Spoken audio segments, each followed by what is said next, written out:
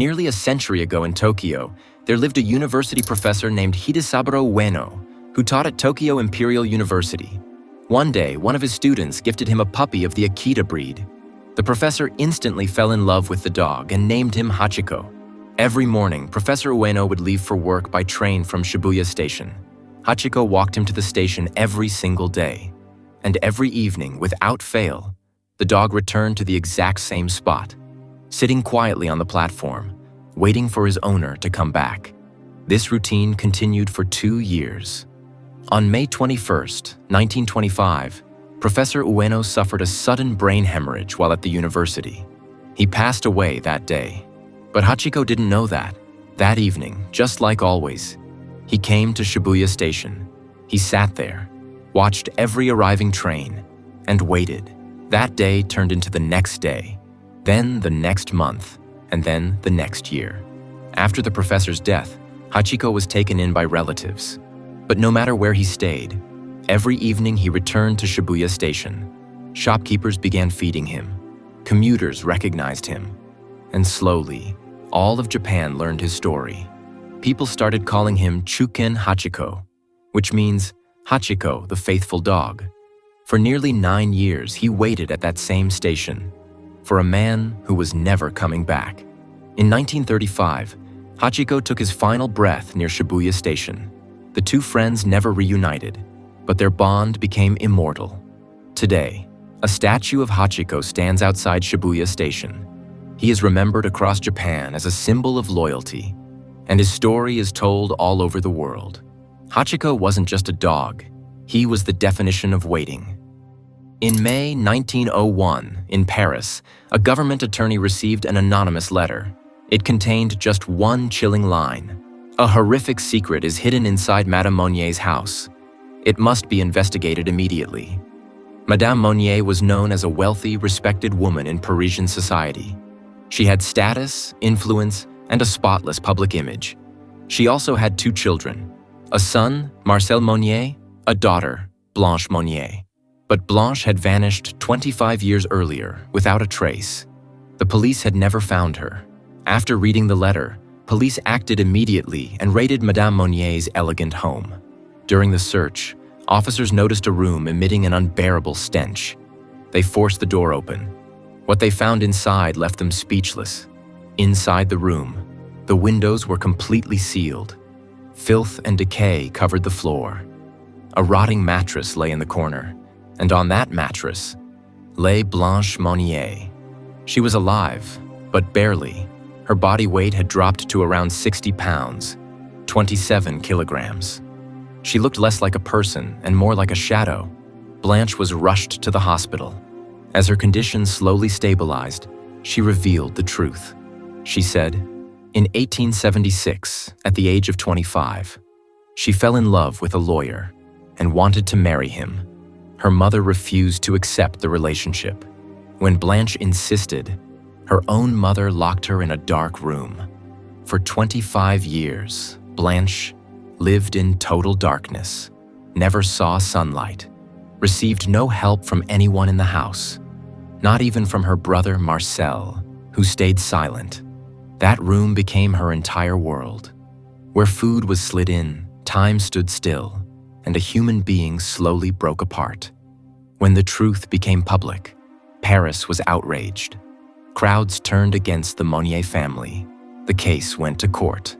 Marcel Monnier received 15 months in prison, later released. Madame Monnier died of a heart attack before she could be sentenced. The anonymous letter to this day, no one knows who sent the letter. Many believe it was a household servant, someone who finally couldn't stay silent anymore. It reminds us of a terrifying truth. Sometimes the most horrifying prisons aren't made of bars. They exist inside homes that look perfectly normal from the outside. The year was 1873.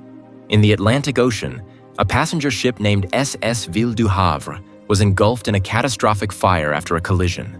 Hundreds of lives were at risk. Among the passengers was a young man named Ramon Artagaveitia. The fire spread rapidly. People were screaming. Some burned alive. Others jumped into the freezing ocean. Ramon made a desperate decision. He leapt into the sea. After hours of struggling in the water, he survived. But what he witnessed that night stayed with him forever. People trapped in flames, passengers drowning around him, a ship turning into a floating graveyard. The trauma shattered him emotionally. After the disaster, Ramon swore an oath: "I will never travel by sea again." His fear wasn't irrational. Several members of his family had already died in maritime accidents. This tragedy cemented his belief that the ocean was cursed for him. He moved to Argentina, became a farmer, and lived a quiet, land-based life. Time passed. Ramon grew old. He was now 72 years old. That's when he heard about a new ship, RMS Titanic. People everywhere were saying it was the largest ship ever built. It was unsinkable. Nothing like it had ever existed. For the first time in decades, Ramon felt hope. He told himself, "Maybe it's time to face my fear." Ramon bought a ticket and boarded the Titanic on April 10, 1912. During the voyage, he wrote a letter to his family. In it, he said, "This ship is incredibly strong. It cannot sink. Even if someone tried to sink it, they couldn't.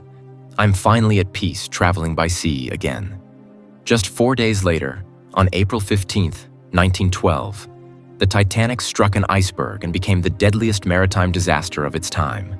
Ramon Artagaveitia did not survive. A man can escape fire. He can run from fear. But fate sometimes brings you right back to where it all began. This isn't just a tragedy. It's one of history's most chilling coincidences. One of the greatest exploration mysteries in history begins with a British explorer named Percy Harrison Fawcett. Fawcett was absolutely convinced that deep inside the Amazon rainforest, there was an ancient, highly advanced civilization.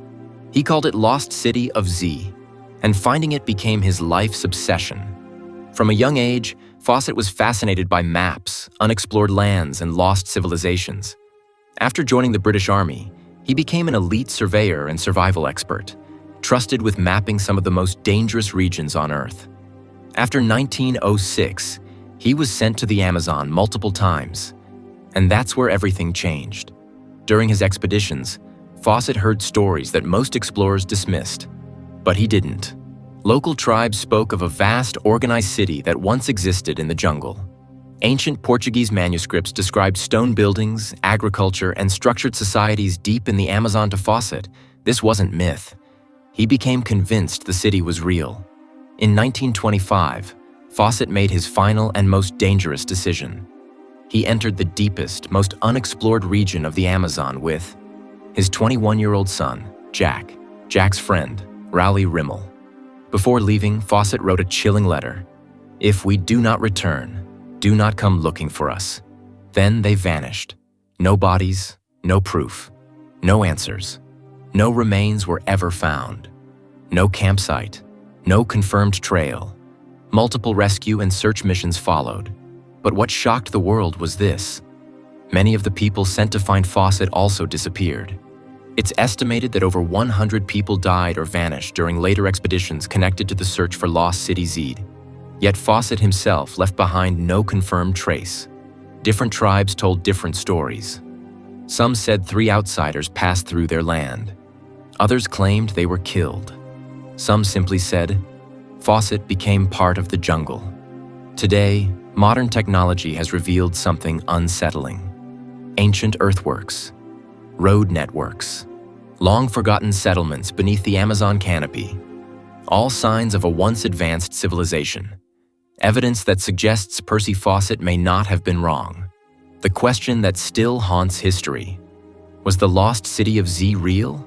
And if it was, did Percy Fawcett actually find it and disappear before he could tell the world?